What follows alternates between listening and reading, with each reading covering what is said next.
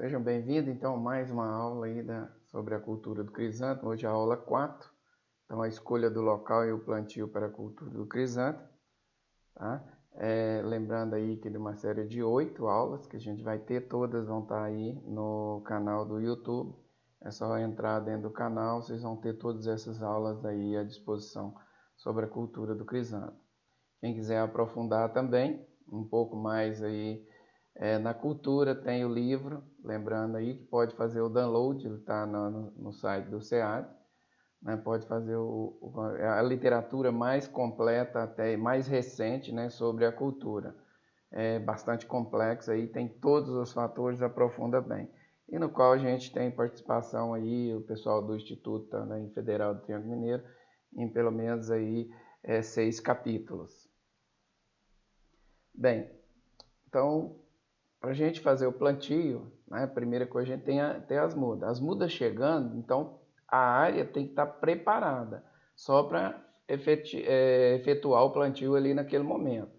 Porque, na verdade, nós já temos que ter checado também se as lâmpadas estão funcionando, o sistema de controle está funcionando, se tem que substituir alguma lâmpada e a área de planteiro, ou seja, o leito do canteiro, ou seja, se já preparou o canteiro, é só colocar as mudas. Porque chegou as mudas, para fazer o planteiro tem que estar prontinho, adubação e tudo, corrigir, não dá pra, isso é feito com uma programação de antecedência, para depois a gente passar, para chegar a muda, não ter atraso mais. Então, a hora que ela sair de lá, por exemplo, para chegar, já tem que estar pronto no dia de manhã, já efetuar o plantio. Ok? Está lembrado da propagação, a questão da indução floral. Uma vez a muda induzida, ela trava, ela demora a voltar a desenvolver, você teria que fazer uma poda, né, uma capação, então não funcionaria muito bem. Então nós podemos ter plantio que vai ser preparado dentro de estufas, né, que é o melhor. Ali você consegue controlar todas as condições de temperatura, umidade, né, luminosidade, para irrigação, se chover, então você consegue controlar para não ter umidade na folha. Nós vamos ver aí a irrigação, que normalmente é feita por gotejo. Então você vai ter uma planta que você já controla as condições ambientais, né, favorecendo aí o desenvolvimento da planta, né, e também as condições de manejo, né, ficam mais fácil. Nem todo mundo tem, quem vai estar começando, às vezes não tem o capital para se fazer uma estrutura metálica, já com pé direito aí de 3,5 e 4 metros. Então, pequenos produtores, às vezes ele inicia com uma estrutura de madeira mesmo, né, estica o plástico, para evitar aí, né, já esse controle do excesso, principalmente no plantio na época de chuva, né, e ocorrendo encharcamento de solo, né, e problemas de doença que pode vir advindo dessa umidade.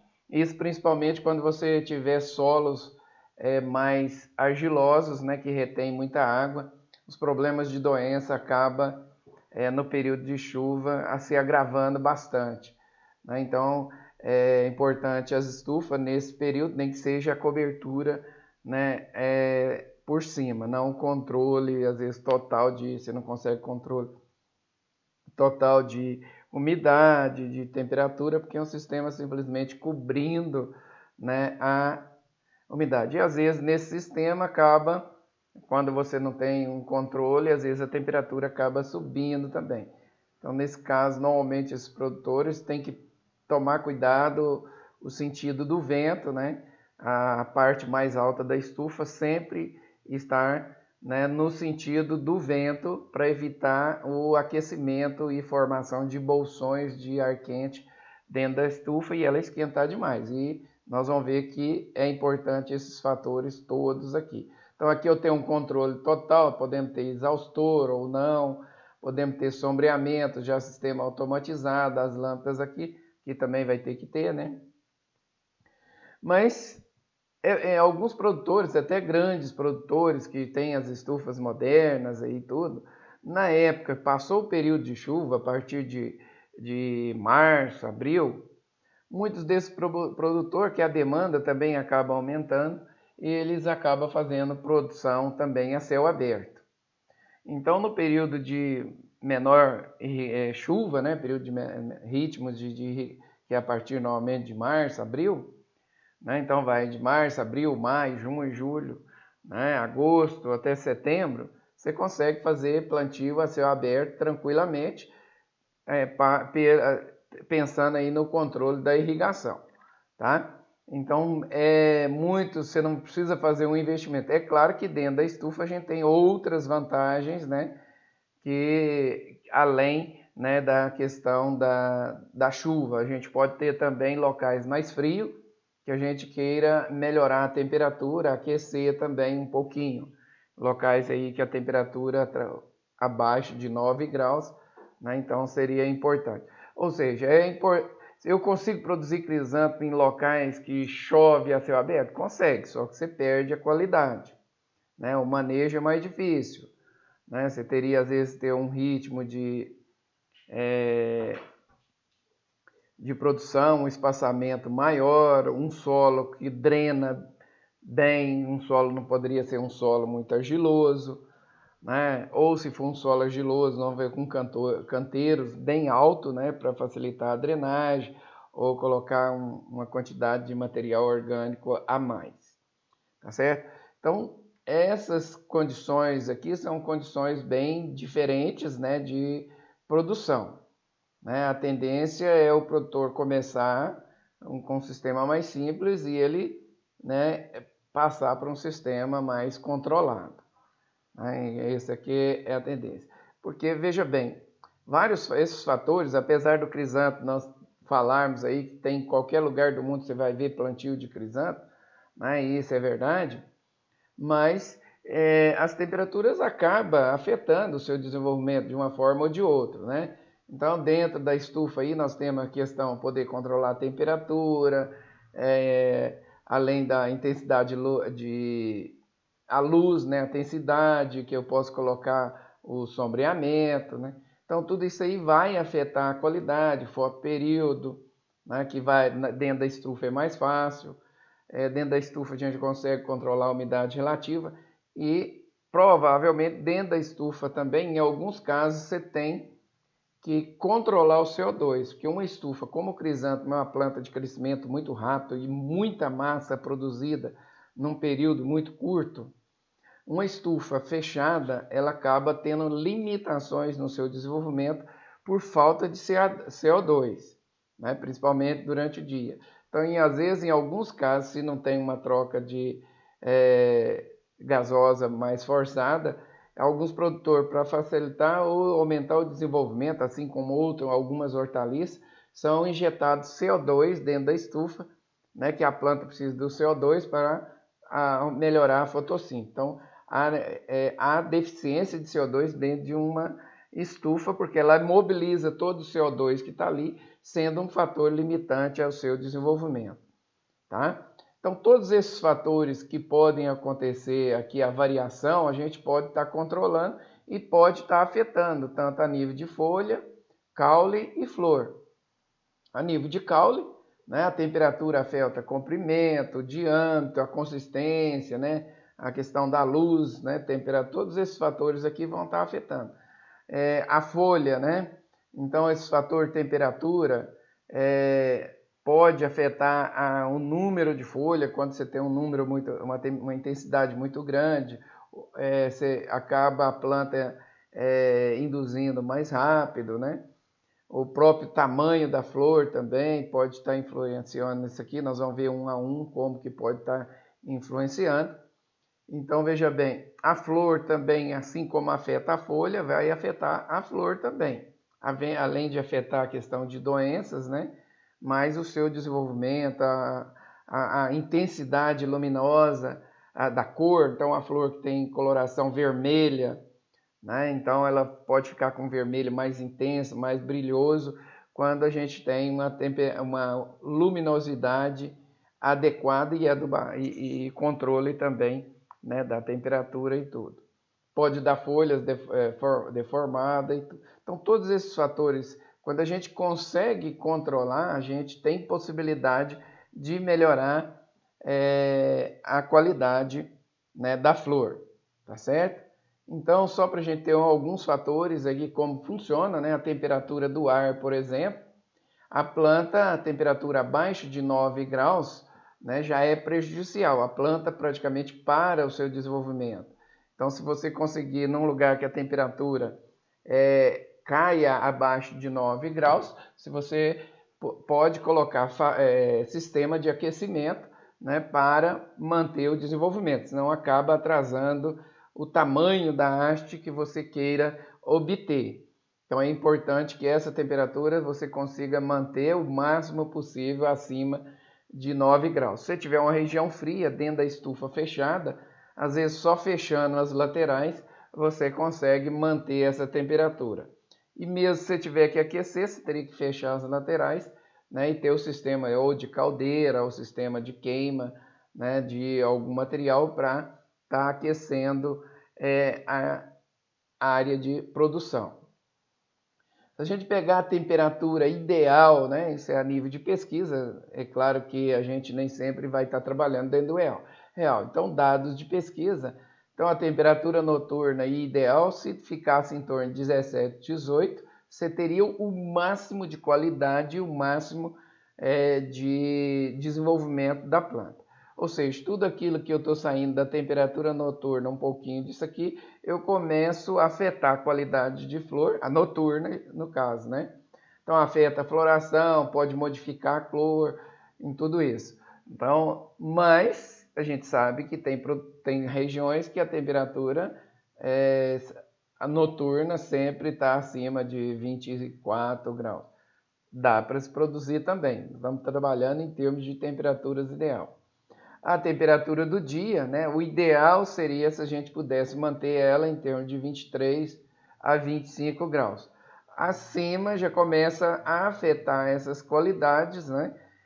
De coloração, né? Número de folhas, né? Pode encurtar muito a haste, uma temperatura muito elevada. Então acabaria afetando, né, que a gente precisa ter um mínimo de desenvolvimento dentro de um período de tempo, né? No entanto, ela suporta temperaturas maior do que 30 graus, mesmo se a gente tiver temperatura fora do ideal. Então dá para se produzir o crisanto, só que algumas variedades às vezes acaba afetando mais do que a outra. Então nós já teríamos que tomar cuidado, né, de escolhas de variedades, né, que não afetaria muito aí a temperatura alta, afetaria ali a qualidade, né? Então, por isso que a gente tem variedades mais indicadas para uma região e a gente tem lá se ela normalmente ela se é uma variedade que NICT temperatura ou temperatura, né, que aí você tem uma noção de local, se você vai possibilitar ela produzir na sua região ou não. Mas as informações, quando o produtor vai estar iniciando, né, normalmente o produtor de muda tem um catálogo, né, você pode entrar e olhar, ou sempre tem um técnico que vai estar orientando nessa escolha de variedade para a região. E nada impede que você, como produtor também, né, venha tá fazendo teste com uma ou outra variedade, não entrar com aquela que pode ter muito risco, tá certo?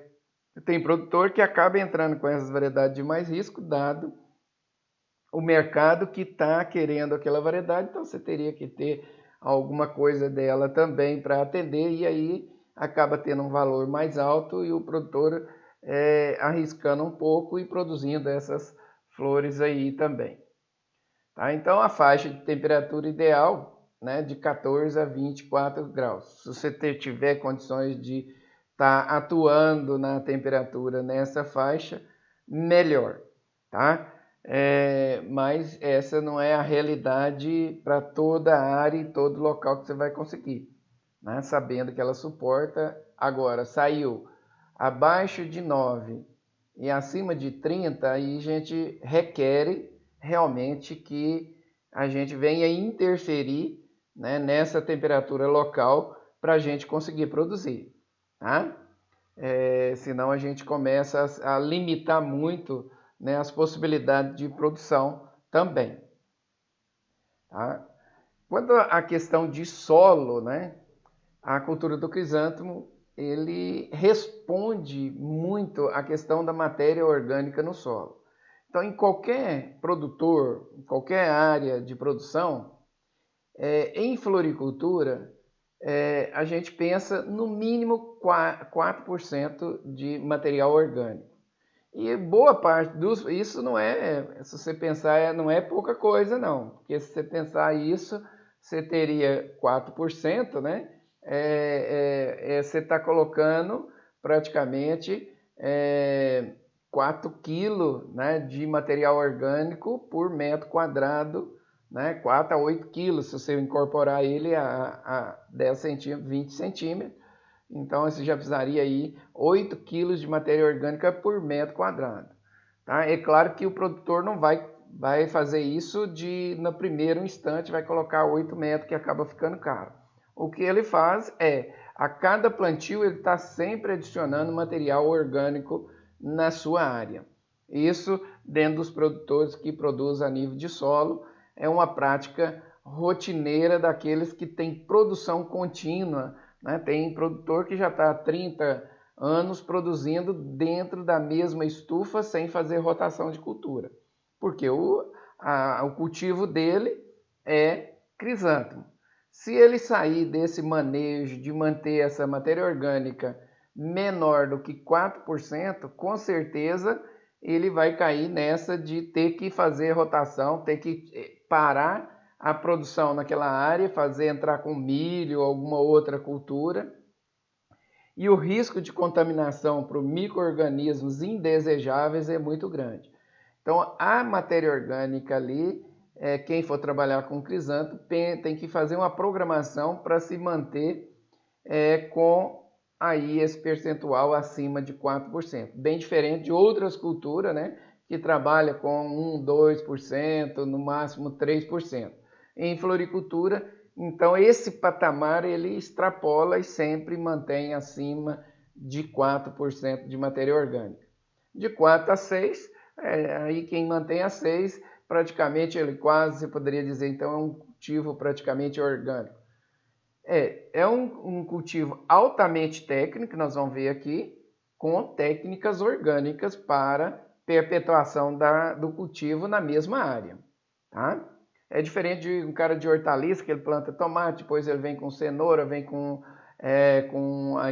vagem e vai fazendo aquela rotação de cultura. Normalmente quem trabalha com floricultura é crisântemo, crisântemo, crisântemo, crisântemo. Ele é especializado naquela cultura e como ele constrói uma estufa aí que às vezes chega aí a R$100 o metro quadrado, ele não pode ficar mudando essa estufa de lugar. Então o manejo é importante exatamente para isso. Mesmo assim, às vezes ele trabalha com crisântemo, mais uma cultura para estar eventualmente, né, fazendo uma rotação aí, quando ele começa a ter algum tipo de problema, né? Acaba sendo obrigatório ele fazer essa rotação sim. Outro fator importantíssimo é a estrutura do solo. Crisântemo, você não pode plantar ele em solos que tenha porosidade baixa, né? Então, a densidade ideal para cultivo de crisântemo seria uma densidade de 800 gramas, né, por litro de solo. E normalmente os solos têm uma densidade que é acima de 1,2, 1,2, 1,3, dependendo da textura. Então, você ter um solo que tem a textura argilosa e baixar essa densidade para uma densidade aí de 0,8 não é fácil, né? Por isso essa quantidade de material orgânico, às vezes, que o produtor trabalha para manter essa porosidade, esse bom arejamento, né? Essa boa drenagem do solo. Então, essa é a dificuldade. Então, por isso que uma boa parte dos floricultores de sucesso estão em solos mais arenosos, porque o manejo acaba sendo mais fácil nesses solos mais arenosos, porque Errou alguma coisa, você irriga em excesso, ele lava, né? Errou na adubação, né? Deu salinização, irriga em excesso, ele drena, você resolve por algum momento aquela toxicidade dada ali, né? E a água também, né? Você errou na irrigação, passou um pouquinho, ela drena. Então, no mínimo, eu diria o seguinte: o produtor vai conseguir manter essa densidade de 0,8? Não, mas pelo menos a densidade de 1 é importante que se faça. Se você quiser realmente ser produtor, você tem que manter a densidade no mínimo, né, na verdade, no máximo 1 kg por litro. Se você conseguir baixar para 0,8, ideal, tá? Para atender essas condições de areamento e drenagem, tá? Então, esses são fatores fundamentais para o sucesso dessa cultura e não ter erros, né? E você conseguir manter essa produção em locais contínuos. Em termos de pH, é uma cultura, né, que gosta de pH mais alto, né, acima de 5,8. Então é comum a gente ter produtores, né, que você chega, o pH está em torno de 6, alguns às vezes até sobe um pouco mais.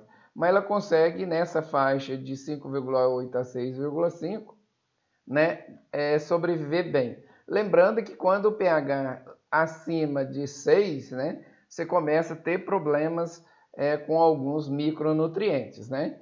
Então, se não tiver uma matéria orgânica bem alta, esses micronutrientes vão ser problemas, você vai ter que fazer a adubação foliar. Então, é interessante que você mantenha aí entre 5,8 e 6, né, para evitar problemas sérios de deficiência com micronutrientes. Independente disso, é claro que você terá que acompanhar essa nutrição também desses micronutrientes, tá? E aí, esse acompanhamento dos micronutrientes vai ser via foliar. Quanto à salinidade, porque a maior parte dos produtores hoje estão trabalhando aí com irrigação localizada, com gotejo, então isso acaba produzindo com um fornecimento de água muito pequena, né? Então lava pouco o solo ou carrega esses nutrientes para a profundidade com maior dificuldade, né? Ou mais difícil porque o volume de água que se aplica praticamente é aquele próximo do que a planta absorve. E a mesma coisa com os nutrientes que vão ser carregados por essa umidade. Se houver excesso de adubos e a evaporação, então vai acontecer uma salinização da superfície do solo. Então, essa salinização também vai ser problema, né, para o manejo da área de produção de crisântemo. Então, a densidade aí máxima seria aí, ideal em torno de 1 milissímetro, 0,8, 0,6, né, que se você mantiver ali seria o ideal também. Então fala-se que quando você vai usar até a cultura para até cravo, ele suportaria uma salinidade, você teria até que lavar, pois a salinidade que o crisântemo suporta mais do que algumas outras culturas ainda, apesar de ser sensível também. Quando você vai iniciar a cultura, normalmente o mais comum em floricultura, todo plantio, né, você tira uma cultura e vem com a outra, é necessário a análise de solo. Como a cultura tem um ciclo em torno aí de 90 a 120 dias, ou seja, em floricultura, a cada ciclo há necessidade de fazer a análise de solo, para ver se o manejo que você está fazendo, né, está adequado. A análise de solo de 0 a 20 centímetros, a análise convencional, ela te dá esses parâmetros aqui. Se você entrar na quinta aproximação, né, ela vai te dar esses parâmetros aqui de adubação, tá? Então ela é exigente, né, em adubação sim, porque tem um crescimento acelerado, então uma adubação bastante alta, né? Então aqui nós temos os parâmetros, né, para adubação com relação a nitrogênio, né? Aqui 10 gramas por metro quadrado. Isso aqui, a análise convencional não te dá análise de nitrogênio, nem nitrogênio amoniacal, nem nítrico, né? Mas a exigência está em torno de 10 gramas por metro quadrado, distribuído durante o ciclo, aí em pelo menos 2 a 3 parcelas, tá?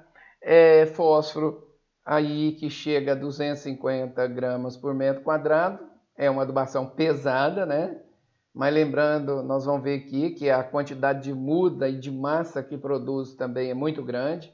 Então são 70 plantas por metro quadrado, né? Para produzir uma massa vegetal muito grande também, tá certo? Então potássio também, o fósforo aqui quando tiver nessa faixa ainda exige adubação, né? Até maior que 20 faz-se uma adubação com adubo solúvel, tá? Então isso aqui é uma adubação para fósforo dentro da análise convencional. E para potássio também a gente tem a faixa de análise de solo. A floricultura tradicional nas áreas onde você está mais distante de São Paulo, utiliza ainda essas análises. No entanto, essas análises aqui, você não consegue plantios sucessivos na mesma área.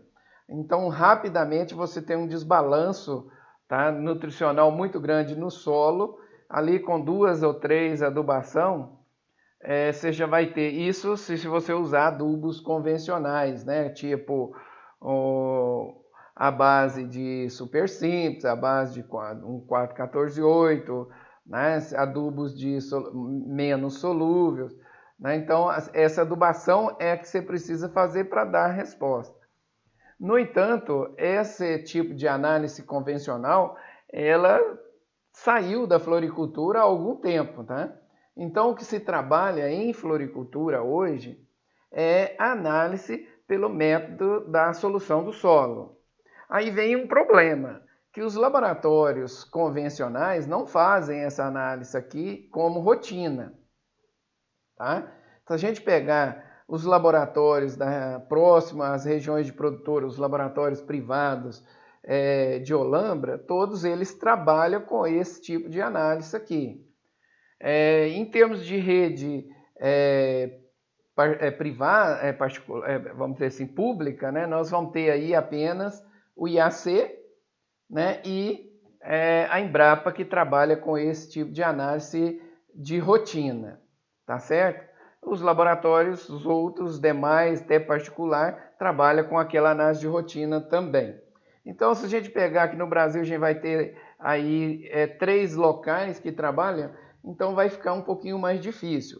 Mas, a fazer análise pelo menos uma vez ao ano, né, se recomenda fazer essa análise para reestruturar, ver o que está acontecendo com o seu solo. As áreas que eu acompanhei na produção de crisântemo, em áreas de cultivo intensivo, enquanto eu não passei a utilizar esse tipo de análise de solução do solo, né, que não usa extrator, porque a análise convencional usa extratores. A análise pelo método da solução do solo não utiliza extratores, né, e faz a análise da solução do solo, mas usando aí espectrômetros, né, para estar fazendo essas análises aqui. É uma análise que é muito mais rápida. Você pega uma análise convencional, você gasta no mínimo 24 horas para fazer. Uma análise de todos esses nutrientes aqui, praticamente com um equipamento adequado, né, você consegue fazer ela em 10 minutos, todos eles, né? Então é muito mais rápido essa análise. Quem tem isso para ser feito em rotina. No entanto, essa análise poderia ser uma análise mais barata. No entanto, é uma análise muito mais cara, porque os equipamentos para estar fazendo essas análises, a manutenção dele é mais cara. Como o número de análises que fazem ainda é muito pequena, né? Então essas análises acabam sendo mais caras. Mas isso aqui seria alguns parâmetros, né, alvos dessa análise de solo utilizando a solução do solo. Então a gente procura esses patamares aqui quando se faz a análise, né, da solução do solo, tá certo? Então, se você seguir esses parâmetros, o que você tem é manter isso aqui através de fertirrigação, esse alvo, né, necessário. Para isso, né, se você tiver um solo já dentro daqueles parâmetros, o que é feito é essa adubação aqui. Pode ser utilizada, é a mesma solução que a gente utiliza para a produção de crisântemo em hidroponia. Ou seja, ela está dentro dos parâmetros da exigência nutricional que a planta, para um bom desenvolvimento da planta.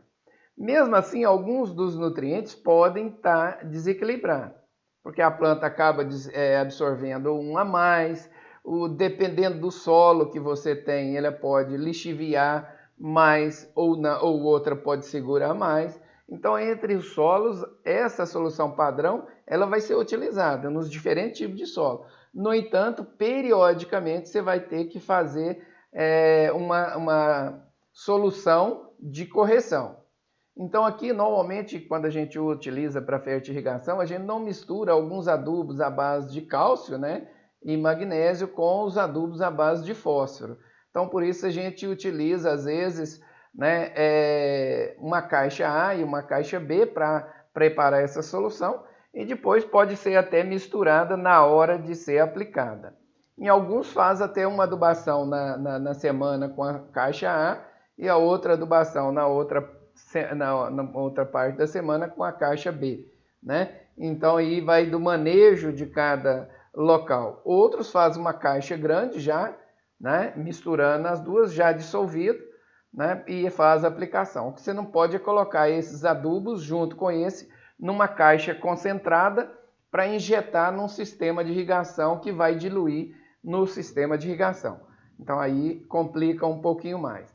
Mas essa solução para 1.000 litros da caixa dela já diluída, ela teria essa dosagem para 1.000 litros, né? Daria uma condutividade de 0,8, que é aquela ideal para a cultura de crisântemo lá no solo, tá? E um pH em torno de 5,9, que é o pH ideal também para praticamente todas as culturas, mas principalmente aqui é a ideal nesse caso para o crisântemo, tá?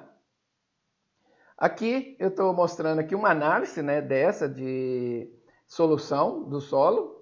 Então você manda para o laboratório e a análise vem dessa forma aqui, normalmente. Então aqui estão os resultados, né? Aqui é o que veio de resultado, lembrando lá, voltando, né? Mas no caso aqui a gente já tem também os valores alvos, né? Então o nosso solo está com 0,4, né? Está normal, então, na verdade, o ideal seria 0,5. Ela, na sua solução aqui, no caso de potássio, está 1. O alvo nosso é 1,5. Então você teria que acrescentar aqui, fazer uma correção do seu solo para ficar com a solução adequada. Então aqui ele já te dá o que está errado, olha. Então aqui já falou, essa faixa aqui, potássio, cálcio, magnésio, enxofre, nitrogênio, todos eles estão fora dos padrões. Ele já vem médio, médio, baixo, baixo, alto. Em cima dessa análise aqui, aí vem uma adubação temporária. Essa adubação temporária é para chegar à adubação alvo. Normalmente ela vem com uma recomendação para você usar durante 2 semanas e depois você volta para a adubação básica que nós já falamos lá, que é essa adubação aqui, né, que foi mostrado posteriormente. Então a análise ela já é fácil de interpretar e fácil, né, ela já vem com o que você precisa. No caso aqui eu já tenho uma análise que foi feita exatamente para crisântemo. Então, ó, se você tem uma outra cultura, você vai pedir e normalmente, né? Agora, esses dados alvos aqui, aí que vem o segredo. Quando você pega aqui a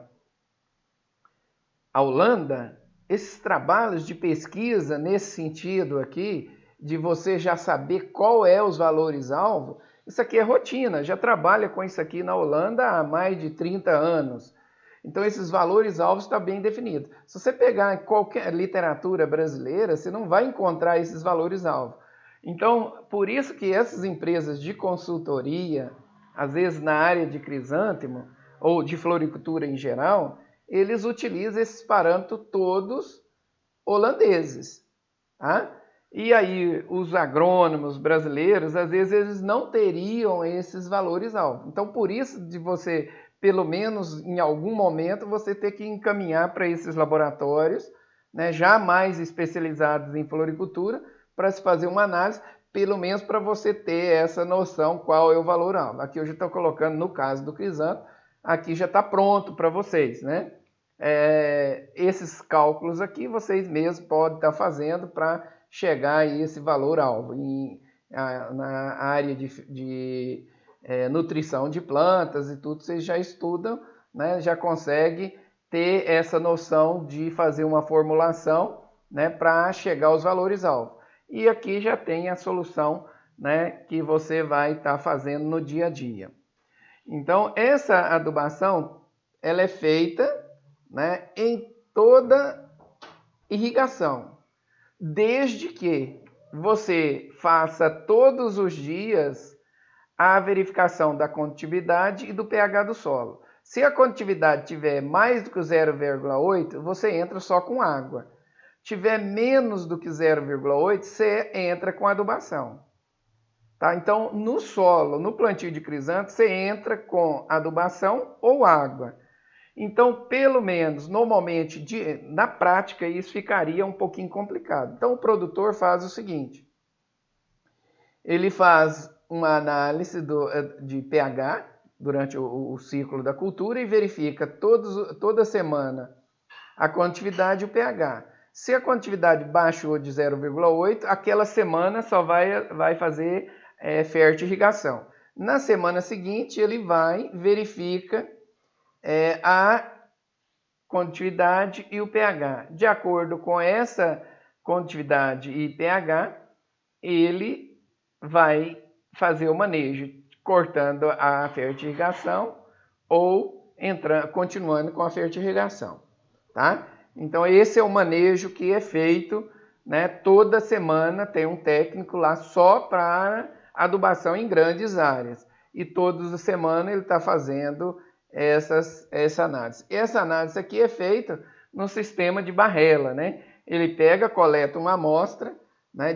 Coloca água até um padrão, né? Aí teria que a gente fazer essa prática, a gente mostrar para vocês, né? Vou ver se eu faço ela aqui, mas normalmente em qualquer curso de fertirrigação é mostrado essa prática que chama a prática da barrela, onde você coloca, porque o solo você coloca a amostra de solo, cada dia tem uma umidade diferente.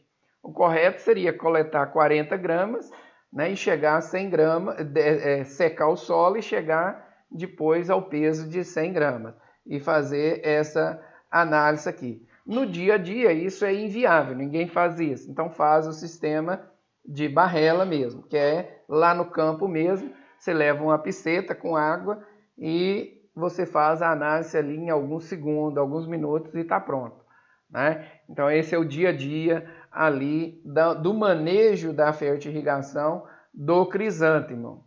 Então aqui você já tem a análise, o que deu no seu solo, o erro, a correção durante uma semana e a adubação que é feita sempre, né, para a cultura. Independente se é o início do ciclo ou o final. Aí você fala assim, mas no início do ciclo ele absorve menos do que no meio do ciclo ela já tem absorvido. Sim, com certeza.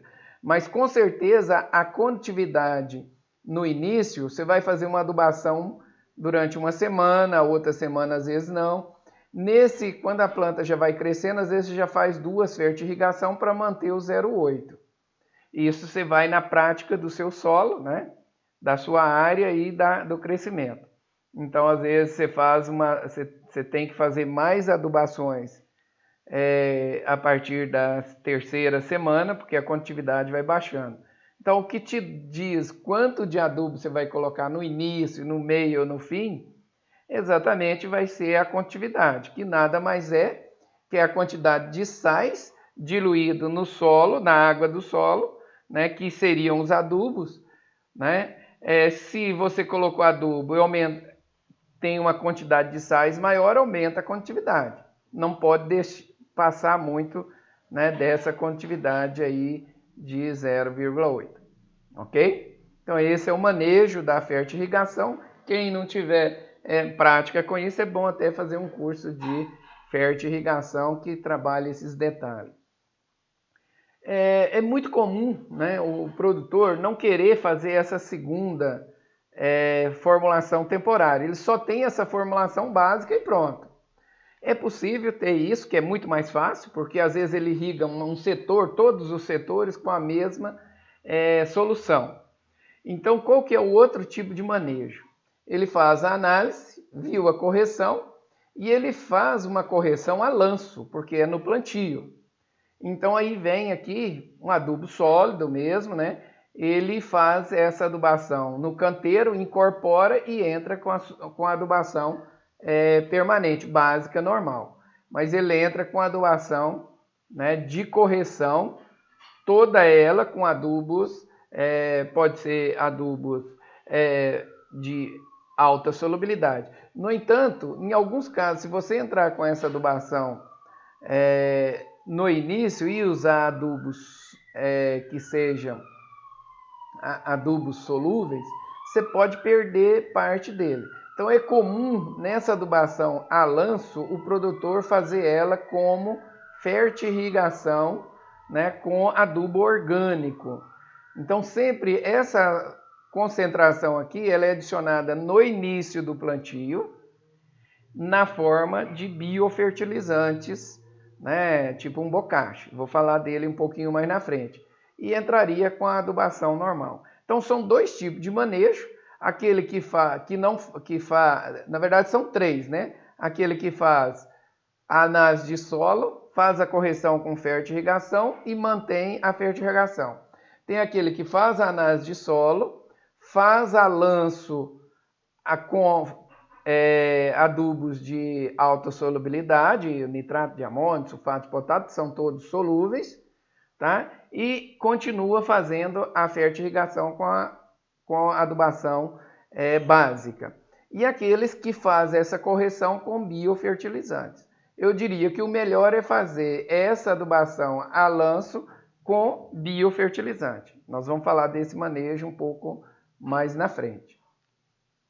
Então, no preparo do solo, né, como é um solo que precisa ter uma boa drenagem, então a cada ciclo da cultura é feito a aração, né, caso seja necessário. Às vezes com o tempo é necessário fazer uma subsolagem, né, entra com um trator para fazer uma subsolagem, mas se mantido dentro daquelas condições que nós falamos de alta concentração percentual de matéria orgânica, às vezes somente um microtrator com uma encanteiradeira, né, que é uma rotativa e encanteiradeira, já é suficiente.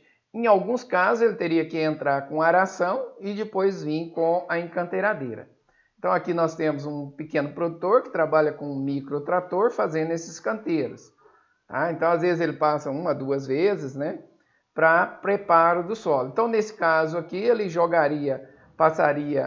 faria o canteiro, jogaria o adubo e depois viria incorporando ou com a própria encanteiradeira ou com uma enxada que nós vamos ver, né, se for dependendo do adubo.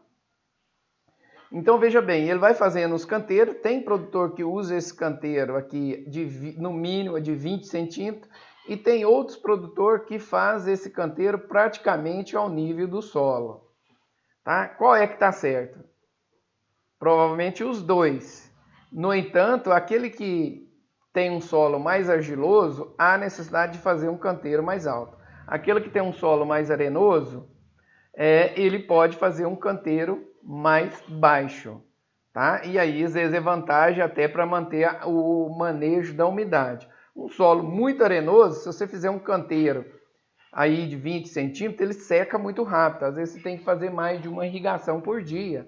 o manejo fica um pouquinho mais difícil num dia de sol quente. Tá? Aí, por isso, você ter que fazer um canteiro mais baixo. Essa área aqui que eu estou mostrando para vocês aqui é de um produtor de Minas Gerais, no caso aqui é o Márcio, né, próximo aqui de Igarapé, que, na verdade, a região dele, o solo é bastante argiloso.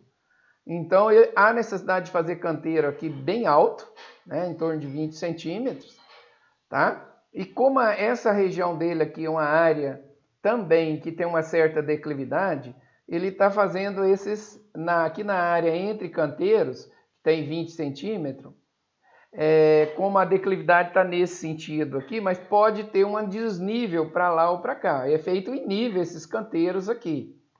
No entanto, no dia de chuva, como o solo dele é argiloso, essa água vai acumulando, então ela acaba se concentrando em um ponto.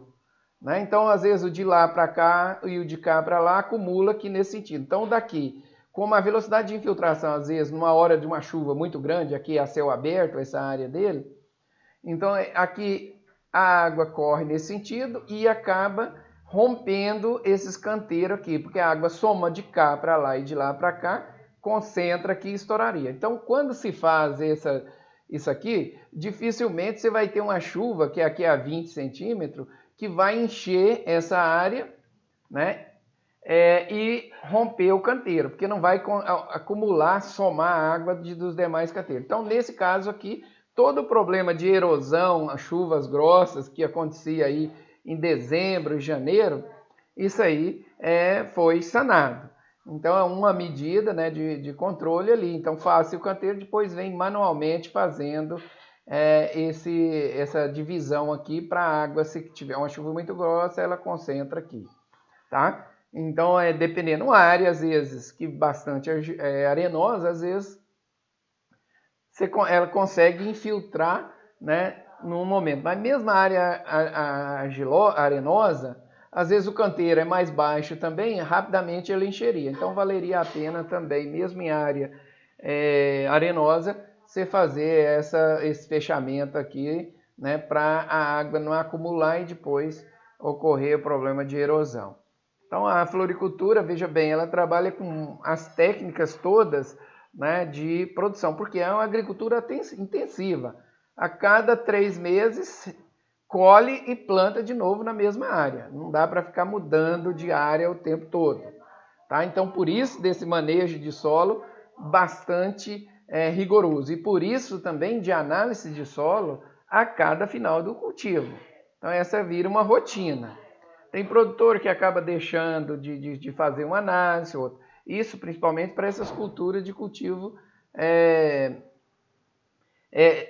a cada 3 meses. Né? Tem cultura, por exemplo, da roseira, né, que é uma cultura perene. Aí o manejo é um pouquinho diferente, mas acaba sendo bastante intenso também. Tá certo? Nós vamos ver na cultura da roseira como que é feito esse mesmo sistema aí. Tá? De manejo da área. Então, se prepara o canteiro, então incorpora bem o material orgânico que tem ali, o adubo, né? Então, feito o canteiro, você tem que tomar cuidado para não usar enxadas rotativas que tem a rotação muito intensa, que senão esse solo aqui fica muito pulverizado, né? Então, nas rotativas hoje já trabalha com uma rotação menor. Né? Então, de maneira que isso aqui, ó, o solo ainda mantenha a sua granulometria quando ele tem essa matéria orgânica mais esse sistema de manejo, ele não pulveriza o solo. Tá? Porque o problema é você ter um solo seco, um baixo teor de matéria orgânica e você passar aqui com uma rotativa em alta velocidade. Aí seu solo, você rebenta com sua estrutura do solo total. E a gente precisa dessa estrutura para a cultura do crisântemo. Então, na verdade, o uso do biofertilizante, que é aquele último manejo, né, que nós vimos lá do manejo da adubação, da nutrição do crisântemo, é feito com esses compostos, compostos orgânicos e biofertilizantes. Os melhores produtores, né, que estão aí com sucesso aí, mais de 20, 30 anos produzindo crisanto na mesma área, sem fazer rotação de cultura e sem problemas de doença, risoctônia, fusário e tudo, é porque eles fazem esse tipo de manejo aqui, com biofertilizantes. Somente com esse manejo aqui você consegue ter essa produção, né? A menos que você venha fazer, nós vamos ver ali também, a esterilização de canteiros. Mas a esterilização de canteiro é muito caro, é muito mais caro que usar os biofertilizantes. Então, por que desses biofertilizantes? Porque ele promove a recuperação de área, mesmo se você tiver uma área, nós tivemos uma área que nós fizemos descontaminação com brometo de metila, fizemos descontaminação com o vapor quente, né, com as caldeiras. Então funcionava, mas em 2 anos todas essas doenças voltavam. Enquanto nós não começamos a trabalhar os biofertilizantes na área, fizemos a esterilização e entramos com o biofertilizante, não funcionou. Porque quando a gente entra com a esterilização da área, mata todos os micro-organismos, os ruins e os benéficos. O problema é que o ruim, às vezes, como você está entrando com a cultura, ele entra antes do benéfico. Ele entrando ali naquela área, ele está sem competidores de micro-organismos no solo. Rapidamente ele se torna um problema sério, né, de contaminação naquela área. Então, para evitar isso, você entra com a esterilização e entra com os biofertilizantes, que são riquíssimos em bactérias e fungos benéficos ao solo. Então, os biofertilizantes é exatamente isso, entrar com uma matéria orgânica e vamos dizer assim, uma flora, né, bioflora rica e benéfica ao solo para manter a qualidade e impedir que micro-organismos que seja patogênico venha instalar nessa área. Porque a hora que entra um fusário ali, rica em outros micro-organismos, o fusário não consegue desenvolver pela competição, tá? Então esses micro-organismos não permitem que outro, porque já colonizou aquela área, opa, casca fora daqui, porque aqui eu já estou aqui. Fusário, casca fora, tem dono aqui essa área. Então ele promove, né, essa recuperação de áreas degradadas, esses biofertilizantes, que tenha um risoctônia, um fusário, né, ou uma bactéria ruim lá, né, do solo, né, uma ervínia. Então esses biofertilizantes, ele realmente espanta, né, e compete com esses micro-organismos. Então, melhorando, além de melhorar então, as propriedades físicas, químicas do solo, né? E quais são essas propriedades físicas e químicas? Favorece a estabilidade da estrutura de agregados, né, do solo, né? Reduz a densidade do solo, que é aquilo que nós falamos, que fica mais poroso, né? A permeabilidade aumenta, né? E a água consegue drenar. Não ter excesso de água facilita também, né, reduz a questão de doença, porque aqui os micro-organismos que estão no solo, vamos supor que você colocou um monte de micro-organismos no seu solo e tenha um fusário lá no meio desse micro-organismo. A hora que você encharcar o solo, esse fusário tem a capacidade de penetrar na planta e sobreviver retirando o oxigênio da planta. Quando você encharca o solo, você mata alguns micro-organismos do solo que não são fitopatogênicos, que não penetram na planta, ele acaba perdendo a concorrência ali. E o fusário se multiplica dentro da planta. Então, aquela área acaba ele multiplicando, o outro morrendo, ele acaba sendo um problema sério na sua área. Então, a bioflora, né, dos compostos orgânicos tem essa responsabilidade muito grande aí. Além de aumentar os macronutrientes.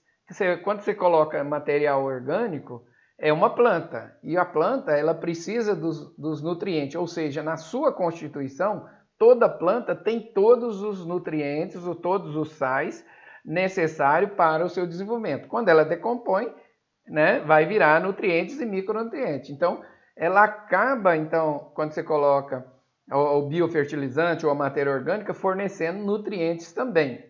Além de fornecer um outro fator importante, que é aumentar a CTC, que é o quê? Cargas no solo. E o que essa carga forma? Na verdade, esses nutrientes, esses biofertilizantes, eles formam o que nós chamamos de quelato. Ele protege, ele adere, que tem carga, né? Ele adere os sais, retém ele para a água não lixiviar, então ele vai reter esses nutrientes, e esses nutrientes ficam à disposição da planta para troca catiônica. Né? Diferente de um nutriente que reage com o solo, formando um nutriente não solúvel. O nutriente que reage com a matéria orgânica, ele não é lixiviado e, além disso, ele está à disposição da planta. E tem um outro fator importante também. Vamos supor que tem excesso de algum nutriente no solo, que é o que nós chamamos aí também da salinização. Os biofertilizantes, a matéria orgânica, neutraliza o excesso de adubo que tenha no solo também. Com isso, a toxidez dada por excesso de algum dos elementos, né, vai ser eliminada por esse biofertilizante. Então é importantíssimo, né, a importância desse biofertilizante no solo ajuda bastante. Então, além de ajudar na produção inibidoras e ativadoras do crescimento, né, que favorece o desenvolvimento da planta. Então, são compostos da digestão que acaba ajudando no desenvolvimento dos vegetais, tá certo? Então, dentro desse contexto dessa microbiana aí, né, o solo passa a ser muito mais fértil, né, melhor qualidade. Então, por isso desse sucesso, quando a gente faz, por exemplo, rotação de cultura, a gente está querendo fazer isso que eu estou falando aqui de uma maneira mais lenta. Aqui a gente já leva isso, né, provoca isso aí, porque a cultura é a mesma, está sempre retirando o mesmo nutriente, então a gente está repondo nutriente de outras plantas para retornar o equilíbrio do solo. Porque o próprio micro-organismo do solo vai especializando com a cultura. Mas quando você faz isso aqui, né, todo esse equilíbrio dado para a cultura, que são os micro-organismos adaptados ou que está mais acostumado com a cultura, volta a um outro patamar. Então o solo volta a ser um solo mais virgem, vamos dizer assim. Dentro desse biofertilizante ou adubos orgânicos, né, tem vários aí no mercado, várias fontes que você pode usar de material orgânico. A maior parte o produtor usa o próprio resíduo da própria cultura, do próprio crisântemo, de outras culturas e também de materiais residuais da região, né, que tenha, ele acaba usando para fazer esse adubo orgânico ali. Né? O mais comum aí, na verdade, é o esterco de gado, né? Então, o esterco de gado, e ele, uma vez curtido, né, ele transforma num ácido orgânico que é um excelente adubo, né, vamos dizer assim. Tem todos os nutrientes e bastante equilibrado para uma boa parte das plantas, tá certo? Então isso aí pode fazer uma área de adubação verde, colher e fazer esses compostos, né? Assim como feito o humo de minhocas e tudo, você tem que ter a base, né, para estar fazendo. Mas o melhor de todos aí, vamos dizer, o mais técnico, são os fermentados do tipo bocashi. Tá? Então, na floricultura, o bocashi é um dos mais utilizados, já veio a ser padronizado, pelo menos nas regiões que eu conheço, né? As regiões de São Paulo também, dos japoneses, né? Que acho que vai ter uma técnica mais introduzida pelos japoneses, mas são utilizados por todos hoje, né? Isso são várias receitas. O que seria esse bocashi? Inclusive esse é um tema, né, do seminário, né? Como preparar o bocashi, né? Normalmente você pega folhas de uma área nativa e para fazer a isca, para colher os fungos e depois faz o material de decomposição. E aí você vê qual a composição daqueles nutrientes que tem naqueles vegetais, né, que vai dar um padrão. Se você sempre usar os mesmos compostos para fazer o seu biofertilizante, né, você faz a análise desse composto e acrescenta os adubos para dar aquela concentração para a adubação inicial, tá? Então você tem a análise dela. Então normalmente os produtores fazem isso aí, é o trabalho do agrônomo está fazendo. Aqui, ó, terminou o canteiro, o trator passou, isso aqui é o bocache. Foi distribuído, faz a distribuição do bocache. Esse produtor aqui, normalmente, ele coloca em torno, todo o ciclo, né? Ele coloca em torno de 4 litros de bocache, né? Por metro quadrado, com o adubo para reequilibrar a nutrição da área. E com isso ele consegue manter nesse solo aqui um percentual em torno de 4% de matéria orgânica. Não os 4% que ele colocou 4% ali, mas tem, né, as raízes que foram incorporadas aqui durante a aração e outros compostos que tinha aqui, né, a massa, né, que foi decomposta. Aí, antigamente se preocupava, não sei, nós vamos ver aqui, vou mostrar para frente, retirar os restos de cultura. Tá? Hoje, com o bocache, praticamente você não tem essa preocupação, porque a quantidade de micro-organismo que você adiciona aqui é muito grande. Isso aqui é exatamente um preparado de micro-organismos e nutrientes. Tá? Então aqui agora, o produtor às vezes ele vem com um rastelo mesmo, né, um ancinho, e incorpora na superfície aqui esse material orgânico. Aí sim, feito isso aqui, a matéria orgânica tem capacidade de levar nutrientes para baixo, né? Que os ácidos orgânicos, à medida que vai decompondo, ela consegue arrastar os nutrientes, né? Se tornar solúveis os nutrientes até uma certa profundidade. Tá? Então aqui nós já estamos preparados para o plantio, né? Logo em seguida. Então aqui é a céu aberto, mostrando uma área bem grande, já colocando o bocache, com o canteiro preparado. Então aqui, ó, uma boa parte, tem produtor, quando tem muito contaminante de doença, o produtor acaba ficando com medo, né? As raízes permanecem aqui, né? Mas o bocache, mesmo que tenha alguma doença, isso aí é amenizado. Então, se você tem problema de alguma doença, talvez alguma doença, o produtor às vezes retira isso aqui e leva para uma área para fazer a compostagem. Outros, né, mantém tudo isso aqui, incorpora com a enxada rotativa e mais aqui o bocache. Então a decomposição desses materiais aqui no solo acaba sendo muito rápida também. Tá? Então inicialmente a gente tinha essa preocupação de tirar. Esse produtor aqui agora já não tira mais esse resto que fica ali da cultura anterior. Então ele já passa aqui o trator, né, fazendo o canteiro logo em seguida. Tá? E é um solo muito argiloso, só para vocês terem uma ideia, o canteiro nem se desfez aqui, né?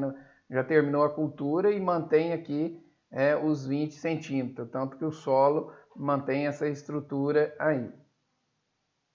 Aqui é uma outra área de um produtor dentro da estufa, que aí ele passou o trator, fez subsolagem, já estava tendo um problema, fez subsolagem e depois fez a aração e gradagem, né, para incorporar um pouco mais profundo esse solo. Depois que veio com o subsolador, que já é uma área mais velha. Então, eventualmente, a cada 2 anos, 3 anos, é importante, às vezes faz aqui, normalmente ele faz, nesse caso aqui especificamente, porque é uma área que precisava fazer calagem, né? Então ele aproveitou, fez a calagem para correção do solo, né, do pH e cálcio e magnésio, e aproveitou para incorporar numa profundidade maior e gradear. Então você já se planeja para isso aí. Logo em seguida viria o plantio. Como nós falamos, alguns produtores que, caso não tenha aquela rotina, né, você vai ter problema de doença. E os que contaminou uma vez com risoctônia, com esclerotínia, né, que são todas doenças do crisântemo, aí tem que vir com a esterilização desses canteiros. E esse procedimento dura pouco, tá? E é um procedimento caro. Tá? Então, nesse caso aqui está esterilizando, né? Aqui são tubos furados, né? E tem uma caldeira que passa a tubulação aqui, joga um plástico aqui por baixo, liga a caldeira, está até com pressão aqui. Isso aqui fica durante 1 hora com a temperatura aí em torno de 110 graus Celsius, que o vapor, né, normalmente ele sendo fechado aqui, então ele penetra e mataria todo. Mas é um processo bem caro, né, não dá para ficar fazendo isso aqui não. Né? Mas aqui uma estufa até de vidro, né, uma estufa mais cara ainda, não é no Brasil, né, que eu tirei a foto, mas no Brasil se fazia isso aqui também. Então, aí vem o plantio em si, né? Então, o plantio, né, normalmente, o espaçamento médio está em torno de 12,5 centímetros entre plantas, tá? Mas isso aí vai depender da variedade, do local, da época do ano. Então, tem variedade que no verão você pode plantar, você tem que plantar mais de 12 centímetros, e no inverno, às vezes, ela pode plantar menos do que 12. Tá? Então, a variedade, de acordo com a época do ano, você vai oscilando um pouco. Se for uma variedade que dá mais doença, normalmente o espaçamento tem que ser um pouco maior também. Então, esse espaçamento é dado por essa questão aí da espécie e da suscetibilidade para a doença. Então, locais, época do ano que a umidade relativa é muito alta, né? Tem planta que é mais vigorosa.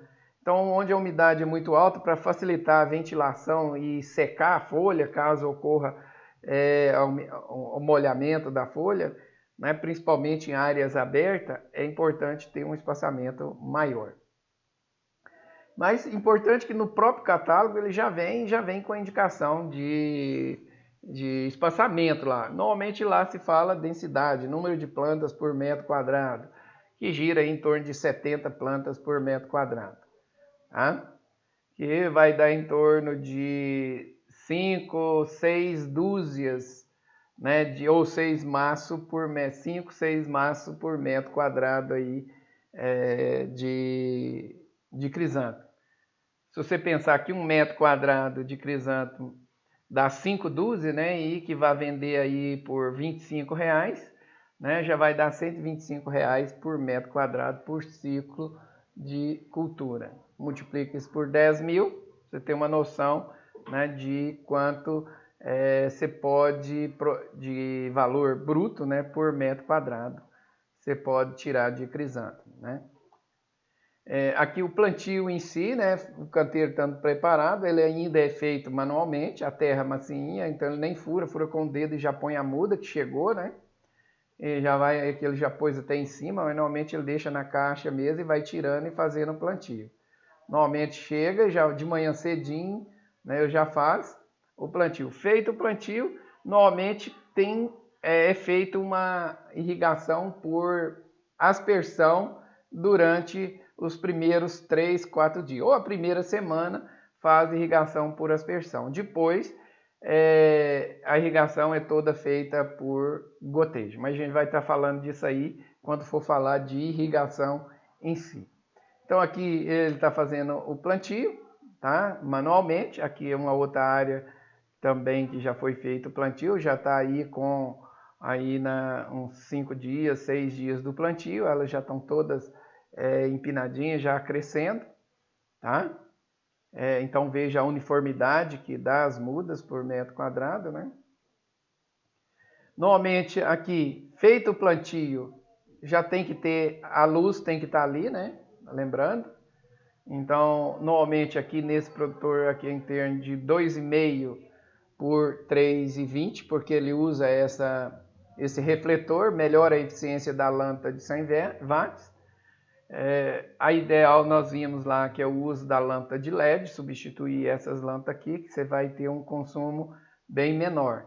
Então nessa propriedade aqui, com essas lâmpadas, esse produtor tem 2 transformadores de 75 kVA, que é muita energia, né, e paga aí em torno de 15 mil, 20 mil reais de energia por mês, tá? Então se ele passar isso para LED, ele vai dividir isso aí no mínimo por 5, né, o custo de energia elétrica, né?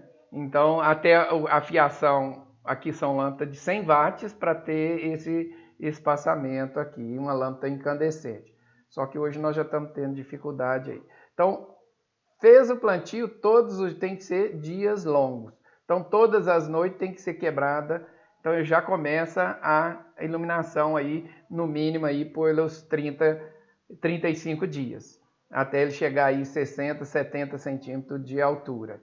Então veja bem, esse produtor aqui tem aqui a irrigação por aspersão, que irriga somente nos primeiros 5 dias, e depois toda a irrigação e adubação é feita por gotejo. Tá? É importante também, à medida que vai fazendo o plantio, né, tem que ser tutorado. Né? Normalmente, antes do plantio, se coloca essa rede aqui, estende a rede, nesse que é um pequeno produtor, usa um arame esticado aqui e põe bambus. E à medida que a planta vai crescendo, vai levantando isso aqui e vai puxando a rede aqui no meio para evitar que, se vier um vento, possa ocorrer o tombamento. O mais comum, né, é utilizar, em vez do bambu, essa rede aqui, ó. Então, ela já vem com espaçamento aí em torno de 12 por 12, né, que é o espaçamento padrão. Né? Na verdade, 12 por 13 algumas. Então, aqui estica a rede e faz o plantio dentro desses furos aqui. Né? Esse aqui, como é uma área, né, que ele usa uma densidade, está usando um plantio mais adensado, mas ele deixa aqui no centro um espaçamento maior para facilitar a aeração aqui também. Então é muito comum, né, em vez de plantar em área total, ele deixar aqui.